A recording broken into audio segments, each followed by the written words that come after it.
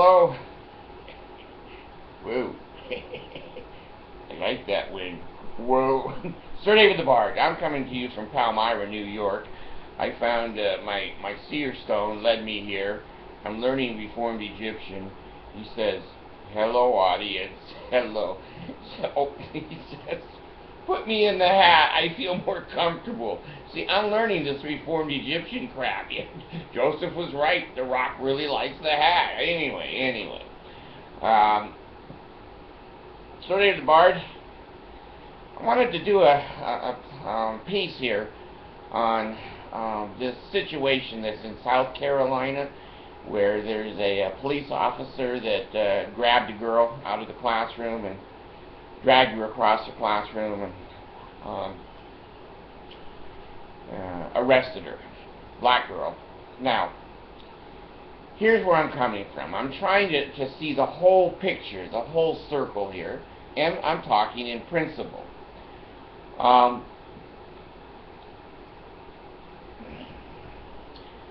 I've told you in other videos, I've been the director of residential treatment facilities for emotionally disturbed children.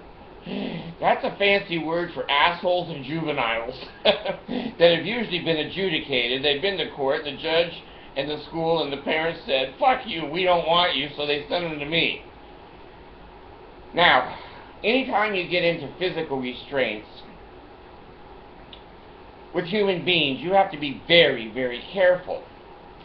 You don't want to apply any more pressure than is necessary, but at the same time, you don't want them to get hurt, and you don't want to get hurt. You have as much right not to be hurt as they do.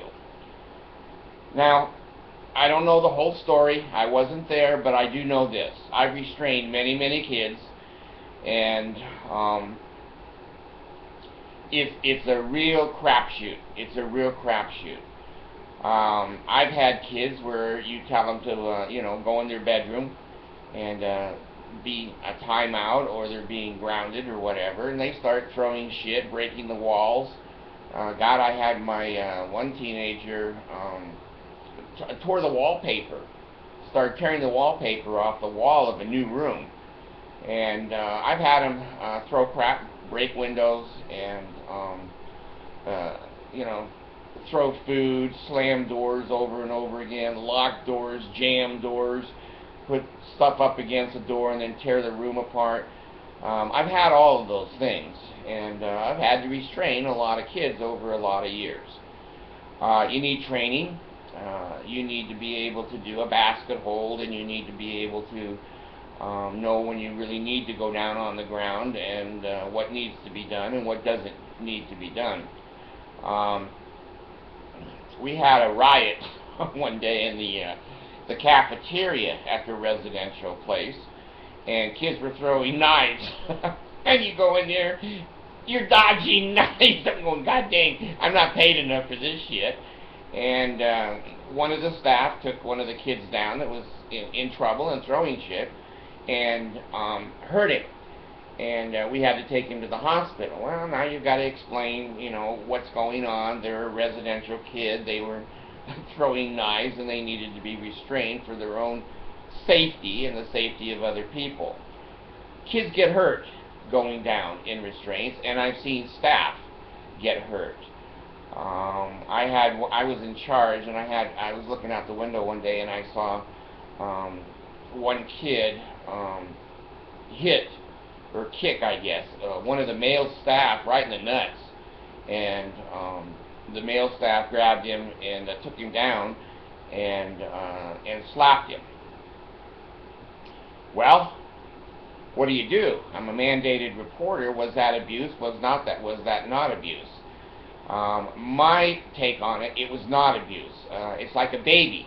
When a baby bites you, you slap it. It's just a response. I don't know why, but you don't go, oh baby, stop biting. You give him a smack. So, anyway, I didn't report him, and I let that go as a mandated reporter because I thought that it was an act of defense. I got in a situation once with a black kid, in a residential facility in Kansas City. And he got in my face. I can't remember now. He got in my face screaming and yelling. That would not do anything. I wouldn't respond screaming and yelling. But then I guess he raised his hands to hit me, and I slapped him. Well, is that excessive force? It saved the situation. He didn't hit me. I didn't hit him anymore. He wasn't marked. Was it a form of discipline? Well, the final outcome of that investigation was, yeah, it was me being self-defense. And so these are very difficult calls. When you have a policeman in a school that is 56% black, why do I say black? Because I'm saying this. I'm saying this. Black people seem, and school kids that are black, seem to be more violent. I can't explain it, and I don't have to. I don't have to. I'm the bard, and I can say whatever the fuck I want to say. I've lived almost 70 years, and I've been around blacks, I've been around Hispanics, I'm married to Filipinos, and I certainly have had a lot of experience with different cultures. The damn black people are extremely violent, rude, mouthy, and rebellious. Take it or leave it, I don't care. There's some that are extremely outstanding people. There's a big group of them that are, you know, I've got a video on the difference between niggers and black men. Take a look at that video. But there's a lot of black men in the world, but there's a lot of niggers too. Well, anyway, this girl, from my reading, and I have a link down below, read it yourself, she was using her cell phone in math class, and the teacher said, bring it up here.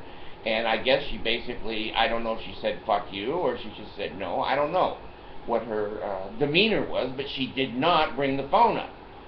Okay, and so evidently the teacher thought that it was a serious enough situation, either verbally or going to get physical, that he or she called the resource officer.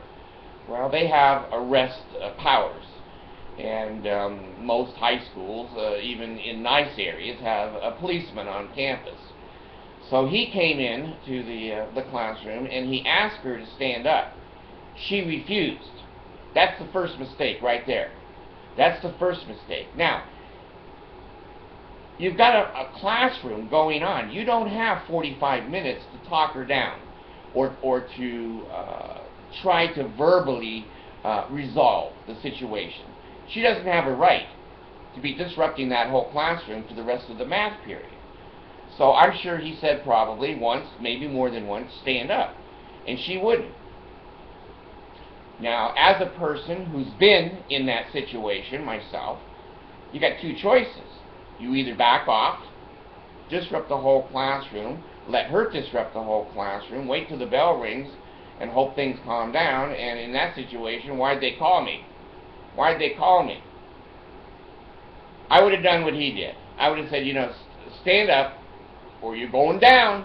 I tell kids all the time, you're going down, stand up or you're going down. Well, she wouldn't stand up, and she started flailing and kicking, and you know, and then the officer, I think, has a right to self-defense, and he threw her across the room and pushed the chair out of the way.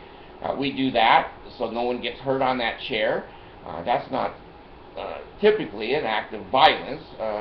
It's getting furniture out of the way. That's where kids usually get hurt, is on furniture. So anyway, I just saw a quick video on it. Dragged her across the room, threw her out the door, and manhandled her. Well, what do?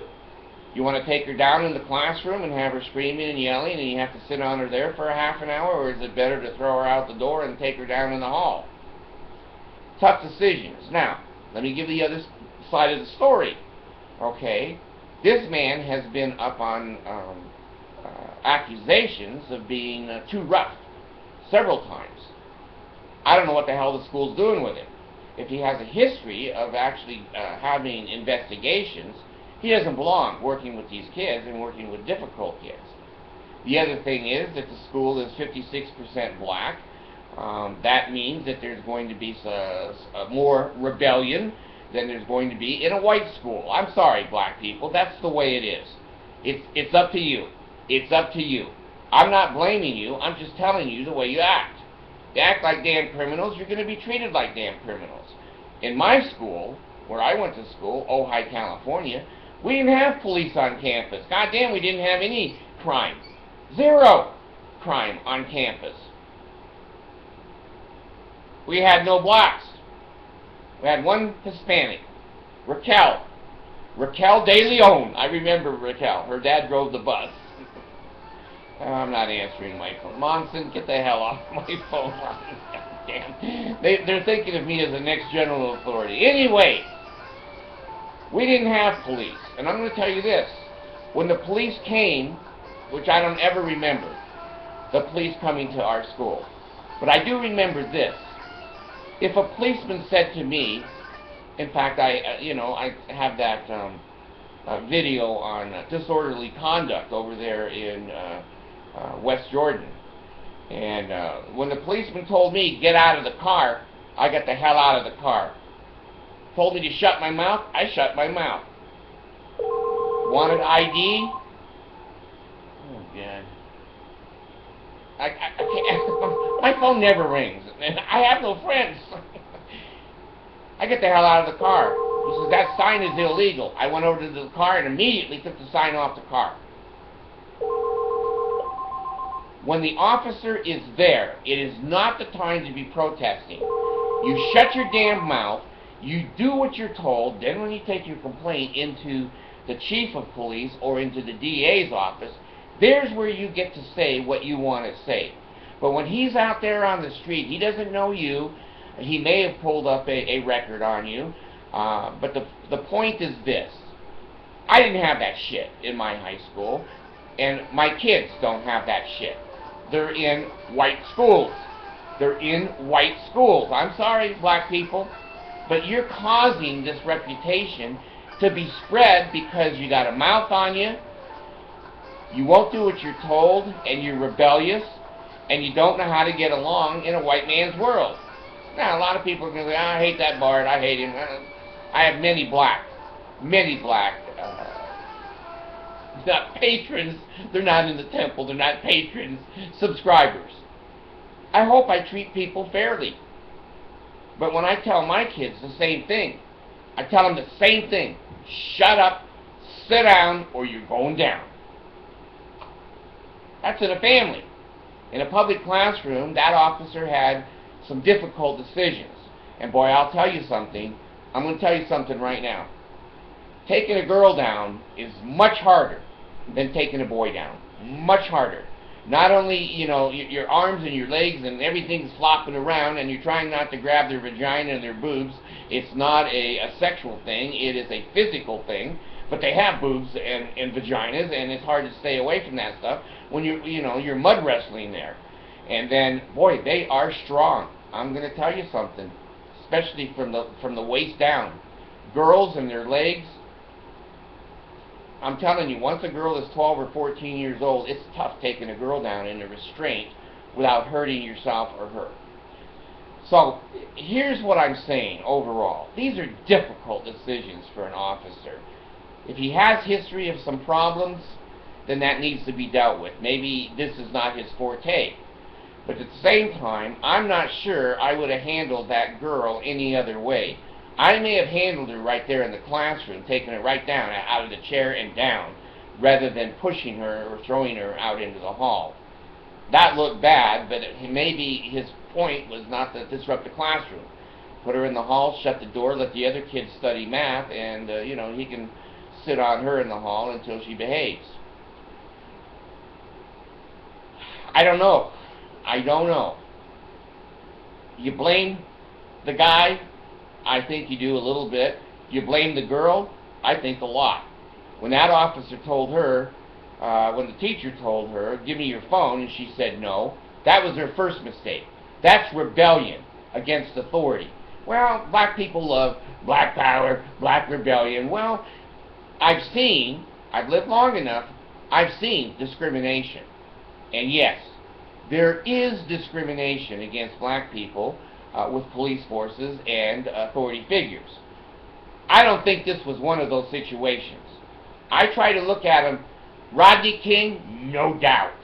No doubt the police had no business beating that man up the way that they did. Some of these arrests that I see lately where black people matter, where one guy I think they threw in the back of a van and he died, and that big fat guy they took down south somewhere in a chokehold, he died. There's all kinds of terrible, terrible discrimination still against black people and the authorities. But at the same time, there's times that it's not discrimination, and the black people have to stand up and say, God damn, if that was my daughter, she should have handed the phone over. If my daughter came home and said, you know, I got kicked out of school because I handed the phone over, I would have said, well, you got no phone now, and you're going to be, 2 weeks grounded, and you're not going anywhere. Did the black parents back the schools up that way? I don't know. But I don't throw a kid into a public school that is rebellious against a teacher and rebellious against the police department. Now, my kids are brown. My kids are brown, so don't give me the shit. He doesn't know. I do know. I do know. I have brown kids. They're respectful. They shut their damn mouths. They obey authority and then argue about it later. There's a time and a place to argue, not in a public classroom. That's the wrong place. And my kids know that, and my kids are very aware if there's discrimination, they'll say something. And so far, there hasn't been. And I'm very appreciative and proud of that the white people I live around have not discriminated against my brown kids. So anyway, let me sum it up. If you got a kid that's got a mouth on her, won't obey the teacher, won't obey a police officer, goddamn, she needs to go down. And how she goes down is going to be ugly. If you've never seen a restraint, it's ugly. Very ugly, because everyone is different. Every one of them is dangerous. There's chairs. There's, we had one kid's head split open at the residence on a table. He went down the corner of a table. Had one kid hit in the groin. He went to the hospital. There are injuries, and it's ugly. So when you see the video, you're going to be a little bit shocked, like I was. But going back on my history and my experience, I would have probably been exactly the same way. So, you decide for yourself. Let me end this with just simply saying, I'm not sure it's black or white. I think it's bad parenting. If you send a kid into a public school, I don't care what color their skin is. If they don't obey the teachers and they don't obey the police, they should go to jail. Beat them up. Throw them in jail. I'll come and see them in a month or so, and I'm not going to bail them out. Now, are the black parents supporting the school system that strongly? My experience has been no. Anything that happens to a black kid in school is discrimination. Well, I think that the girl was discriminating against the entire class because she wouldn't let him study math. It became a terrible public incident, and I think it's the girl's fault. How it was handled, I'm going to be a little open to that. I may have taken 2 officers in and grabbed her under the arms and escorted her out. But when you're by yourself and you've got a full-grown woman, teenage woman, and you're trying to move her across the room and she's hitting you and kicking, what do you do? What do you do? Well, you take a look at the video. You decide for yourself. But I just want you to let you know there's 2 sides to these stories. It's not just a black girl got beat up by a white police officer. I didn't see that this time. I have seen it many other times where it is brutality, it is excessive force, and it is skin color. No doubt that goes on all the time. I don't think this is one of those situations, and I'm going to go ahead and go Pele Ale, oh God, hear the words of my mouth, a true order of prayer, so I can be truly inspired, and maybe I'll ask the rock, okay, as soon as I touch him, he goes, put me in the hat. He sleeps in the hat. I don't know why. Are you okay? Yes. Okay, so, anyway, Mormons, don't cut my throat, don't cut my heart out, and don't cut my guts out. Don't try to intimidate me and threaten to kill me if I say the second token of the Melchizedek priesthood, the patriarchal grip or sure sign of the nail, is health in the navel, marrow in the bones, strength in the loins and the sinews, power in the priesthood. What? Power in the priesthood be upon me and upon my posterity through all generations of time and throughout all eternity. The rock says, goodbye, and the barge says, goodbye.